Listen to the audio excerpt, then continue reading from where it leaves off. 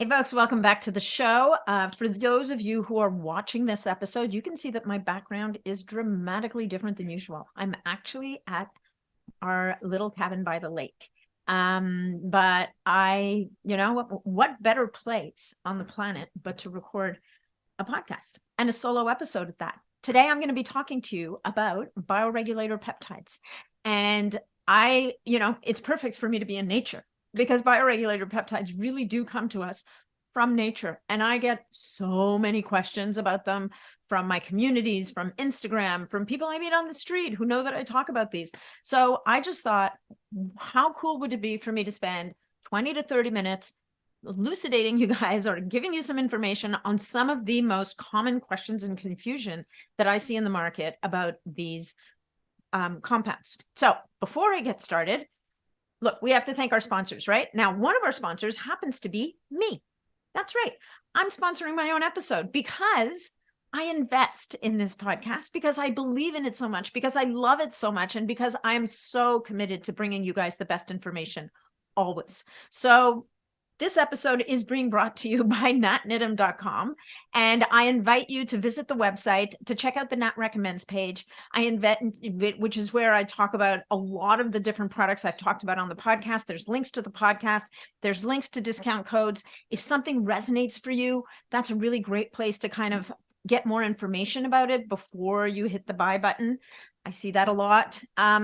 And also on natnidham.com is where you will find information about my upcoming Women's Longevity and Resilience Retreat. And this is going to be an amazing event, ladies. We only have room for 10 people. This is the third one of these retreats we are doing. And frankly, we're only doing it again. Why? Because it was such a great hit the first 2 times we did it. So not only are you going to get to do yoga on the beach and morning sunrise walks on the beach and eat delicious food prepared for you by chefs, to stay in these beautiful little homes right on the ocean. We're also going to talk about biohacking and nutrition and supplements. And you're going to get to try a lot of biohacking tools that I will bring, that my co-host will have there in the Dominican Republic in Cabarete, which is the northeast coast of the DR. And wait, there's more. You're also going to get your biological age test done. Plus, we're going to do your genetics with using the Apiron report, my favorite. And then you and I are going to sit down and we're going to review all of these results and put them in the context of your life, what you need, and how you can proceed to improve or maintain your amazing results. I mean, we've had women come to the retreat who were so optimized and others who just needed a bit more work. So this is an opportunity for you to get insight into where you are and where you should be going and how to proceed. So that's the retreat. Then there's the Mighty Networks private community, which is a great place for us to connect. I do live Q&As in there. We do Q&As with experts. We do incredible N of 1 experiments offered by some of my podcast guests. We just did one on plasmalogens. We did a 30-day brain reset. It was amazing. People learned so much about themselves. So that's all on the website, natnidham.com. So the final thing about me as the sponsor is my request to you that if you get value from this episode and any episode of the podcast, and you know anyone who will also get benefit from it, please make sure to share it out with your friends and family and networks. And also, if you're feeling exceptionally inspired and you have a second, if you would leave us a review on whatever platform you're listening to this on, that would be massively helpful in helping the podcast to continue to climb the ranks. I mean, we're well in the top 50 podcasts in the US in the nutrition category, and we keep going higher and higher. And that is thanks to you guys. So thank you so much for being here. I completely appreciate you guys. That's it for my piece of sponsorship, but we do have another sponsor for this episode, and this is a new sponsor, so don't leave. This is a brand new sponsor to the podcast. I am so excited to have these guys as a sponsor because this is a device that I have been using myself for the last couple of months, and I am so blown away by it. So look, so many of us, we get told, meditate, breath work, do this, do that, and it is so hard for so many people to sit and meditate and to sit and do breath work. This is a device called the Sensate, and it's this beautiful black pebble. It's about the size of the palm of your hand. You place it on your chest, and it reverberates and it thumps and it does all these beautiful things. And it does this in sync with musical tracks that you play off an app on your phone. And the result of this, you do it for about 10 minutes at different times of day. There's different tracks for different applications. So whether you're looking for stress relief, or you're looking for energy, or you're looking for better sleep, you pick different tracks. One of my favorite ones is the Sound Bowls and Chanting. I just love that track. And the soundscape is just beautiful. And so I will put my sensate on my chest as I'm going to sleep. I'll play the track. It's about, I believe it's about a 10-minute track. Maybe it's 20 minutes. I don't fully exactly remember, but whatever it is, it's magic and it's beautiful. And then you just drift to sleep. And what do we see down the road? We see better quality sleep. We see better heart rate variability. We see an improvement in stress resilience over time. So if you can get your head around doing 1 or 2 of these sessions a day, and in some cases you might do more, it's just this beautiful way to relax and to let go of the tension. So if this sounds like something you might want to get your hands on, there's no risk to you, because if you don't love it, you can always return it. But all you have to do is go to getsensate.com and use code NAT to get 10% off your Sensate. Hey folks, just a quick reminder that all of the information presented in this podcast is for information purposes only. No medical advice, no diagnosing, no treatments suggested here. Before you try anything that you hear about or learn about here, make sure that you check with your medical provider. Now, let's get into bioregulator peptides. What is up with bioregulator peptides?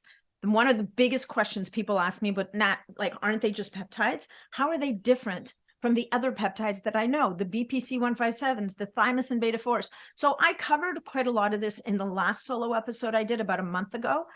So you can always go back to that, but very, very quickly, I will just say that bioregulator peptides are always only 2 to 4 amino acids long. That's it. The other qualifier about a bioregulator peptide is that it penetrates the cellular membrane, it penetrates the nuclear membrane, and it binds to DNA.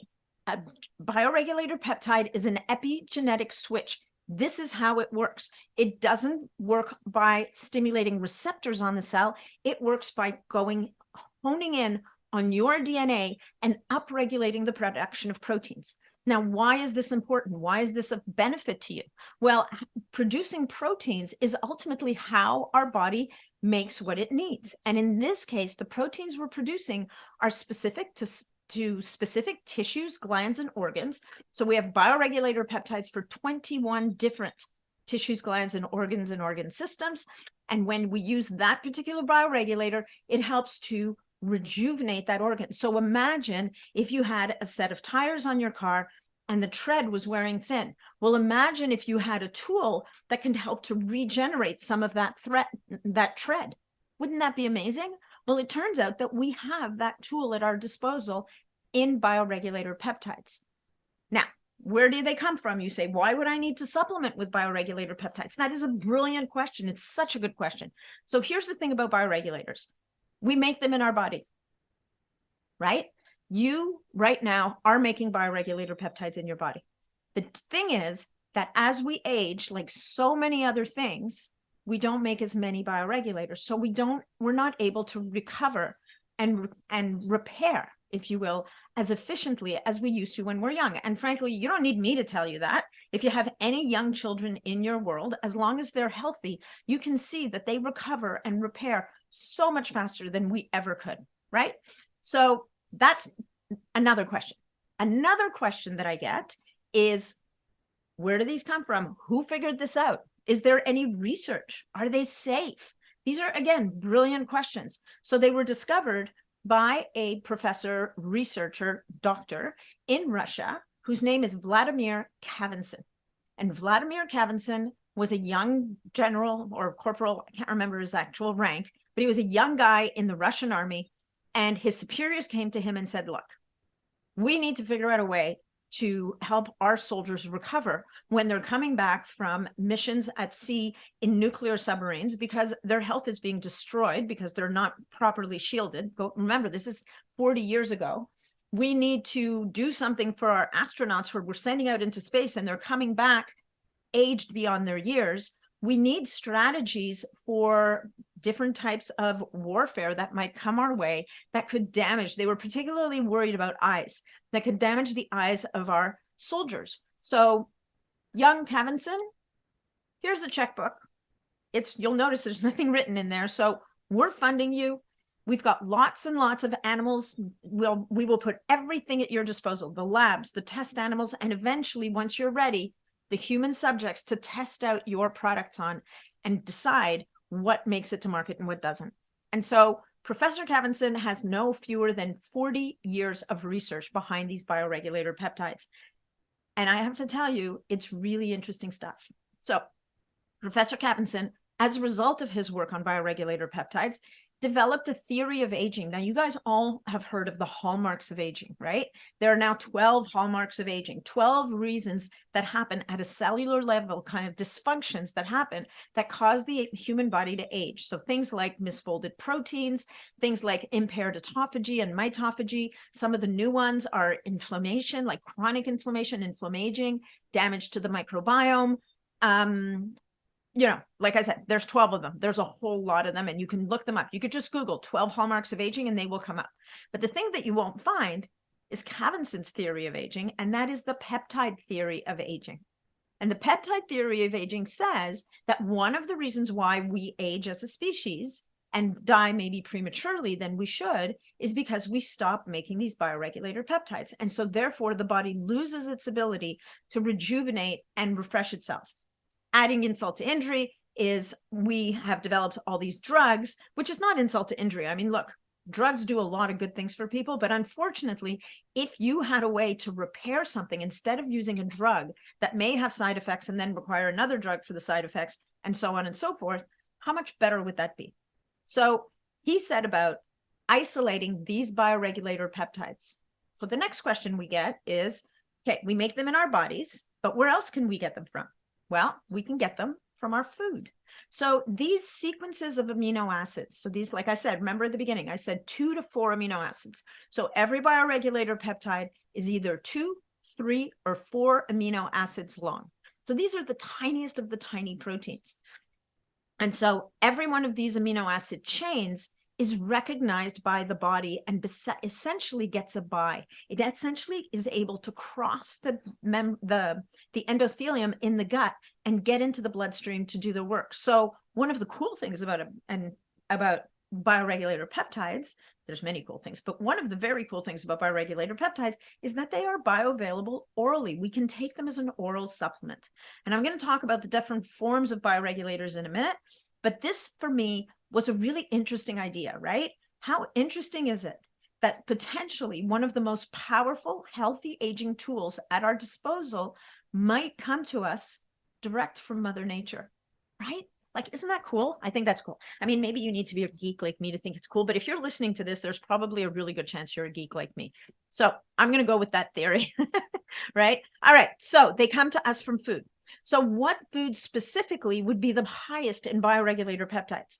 Well, Professor Cavinson figured out that animal foods, so basically tissues, glands, and organs from mammals in particular, and they tend to use beef, like young cows that are grown under very specific conditions. When you take extracts from these tissues, glands, and organs, you can isolate the bioregulator peptides. And very often you're also capturing some of the cofactors that are needed. Now, is this sounding familiar to any of you? Any of you guys who are practitioners or who've dug deep into their own health issues would now be sitting there thinking, wait, that sounds a lot like desiccated organs to me. That sounds a lot like desiccated adrenal gland or desiccated thyroid gland. And you would actually be right. Okay. So those desiccated supplements, those organ extracts, if you will, those will all have some degree of bioregulator peptides in them. But at the end of the day, it also has to do with all of the cofactors that are also included. And what Professor Cavinson figured out was how to purify and extract the bioregulator peptides and the specific cofactors that he wanted that would produce a supplement that is actually modulatory to the body. So what does that mean? right? Because we know that if we give desiccated thyroid supplement to someone who is hyperthyroid, we risk running them into overdrive. We risk actually making things worse. But when it comes to the thyroid bioregulator, we can use the thyroid bioregulator for people with thyroid issues. And whether they're hyper or hypothyroid, it's going to normalize the thyroid function. Right? Mind blown. How cool is that? Now, sometimes when we have someone whose thyroid is very, very imbalanced, and they're an individual who's very, very sensitive, then we have to start slower with them. Sometimes they can only start with like a tiny dose, and they have to build up very gradually. But almost always, this is the safest supplement you can imagine. So, are we with you still with me? So, tissues, glands, and organs, extract, oral bioregulators. Now, where else can you get oral bioregulators, do you think? Well, think about it. If you ate organs, animal organs, you would also be accessing some of these bioregulator peptides. Could this be why organ mates are so healthy for us? Could this be why so many of these organ supplements are so good for us? Why, when you go on the Ancestral Supplements website or Heart and Soil website, you read about people who had miraculous recovery from different health issues. Could it be that they're also accessing bioregulator peptides? And I would say 100%. I can't imagine that it wouldn't be. That being said, you're not going to get the same concentration in those organ meats as you would in the supplements. Having said that, for some people, that might be enough. So we have our hierarchy, right? Number one, if you're willing to eat organ meats and if you have access to them and you have access to well-raised, well-treated, ethically sourced, the whole 9 yards, animal organs, and you're willing to eat them, then that would be a great way to improve your health, right? Second one is using one of these organ supplements. There's beef organ supplements. There's a huge range now. They've taken extracts from all different organs, many of which we wouldn't want to eat or you can't access. The other beauty of these organ supplements, I think, is that we're finally making use of the whole animal.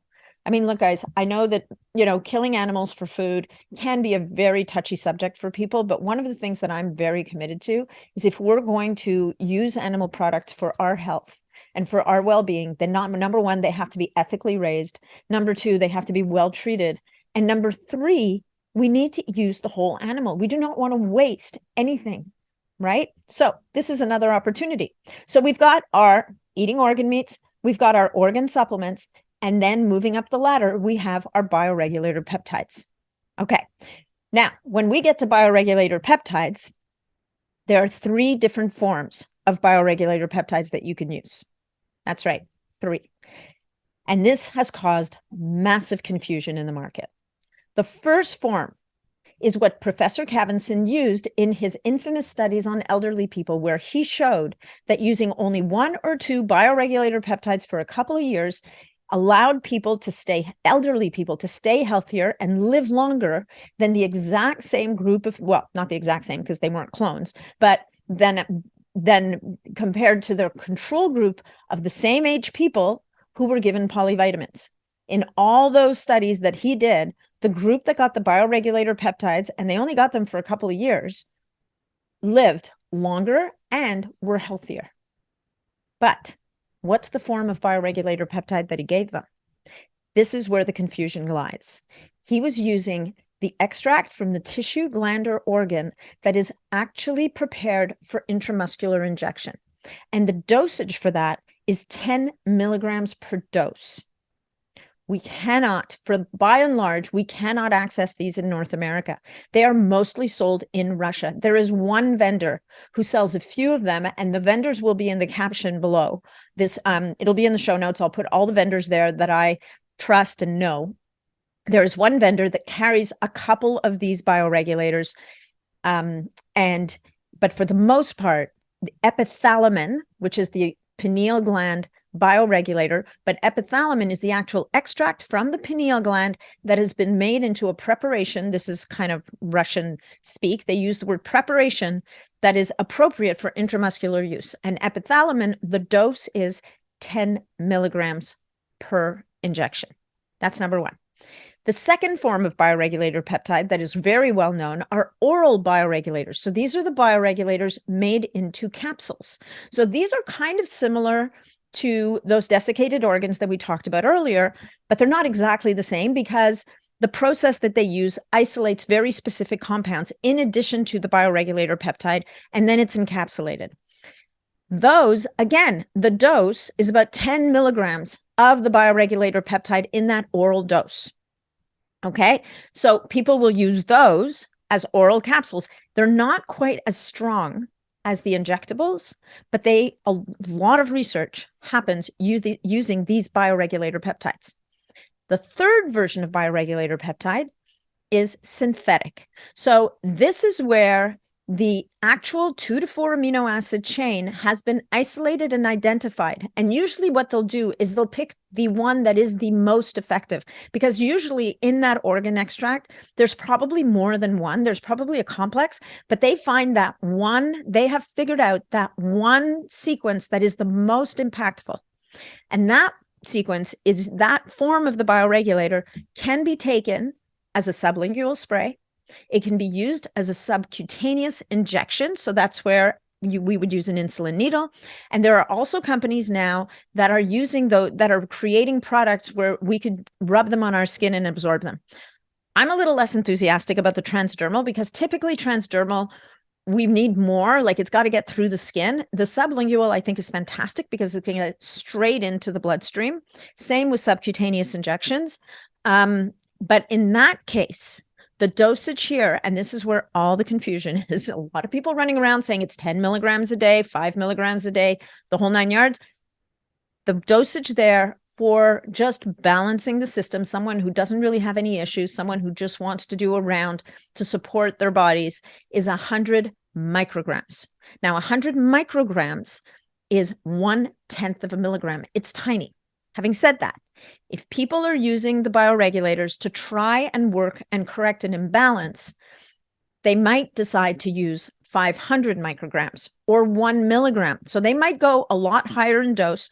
The interesting thing about these bioregulators, like I said before, is they're very, very safe. And we virtually never see a negative reaction. The only thing I've seen is occasionally in people who are very ill or people who are extremely sensitive, they might have a little bit of a reaction to it. So in that case, we have to back down. We have to reduce the dose. We have to reduce the frequency of administering the bioregulator and allow their body to kind of catch up. Okay, so are we square? That's synthetic, right? Which is tiny dosage, either 100 micrograms up to 1 milligram a day. We have the oral bioregulator, which is 10 milligrams in capsules. And then we have the injectable extract from the gland, which is not readily available in North America, that is injected intramuscularly by a practitioner at 10 milligrams a day. All right, so what's the big deal with bioregulators? Nat, what are some of the organ systems that bioregulators address, and how can it help improve people's health? So here's the thing. Here are some of the 21 bioregulators available. And I'm going to figure out a way on my website to make available to people who sign up for my newsletter.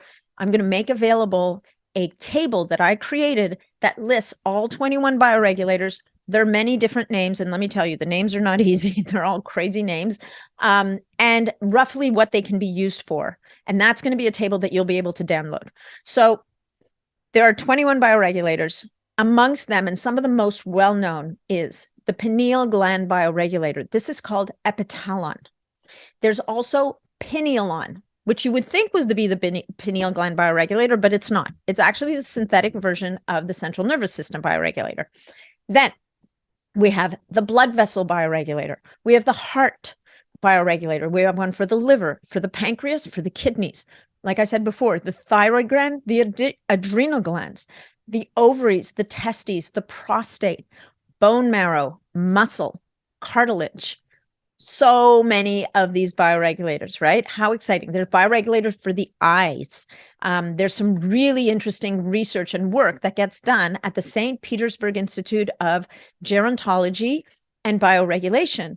And they have actually developed protocols using bioregulators and other compounds, and this is a very important point, but they've developed protocols where they're able to address crazy eye conditions. For example, retinitis pigmentosa.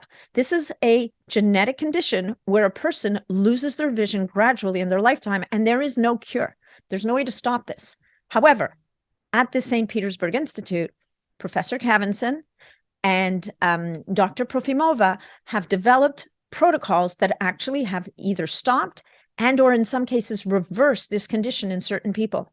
It's actually mind-blowing, right? But if you think about it, if you think about what these bioregulators might be able to do for us, it kind of makes sense.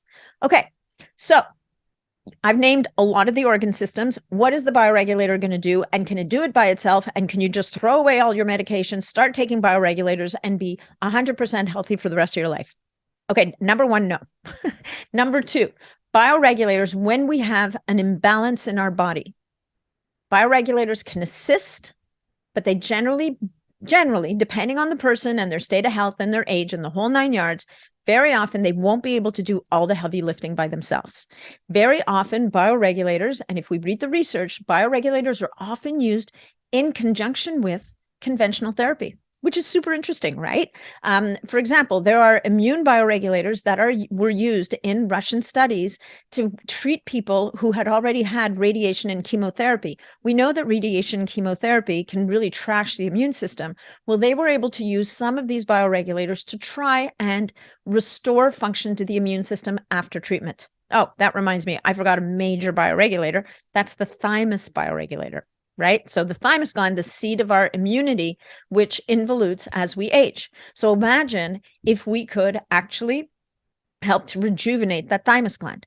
So the next question you're going to ask me is, okay, great. This is awesome.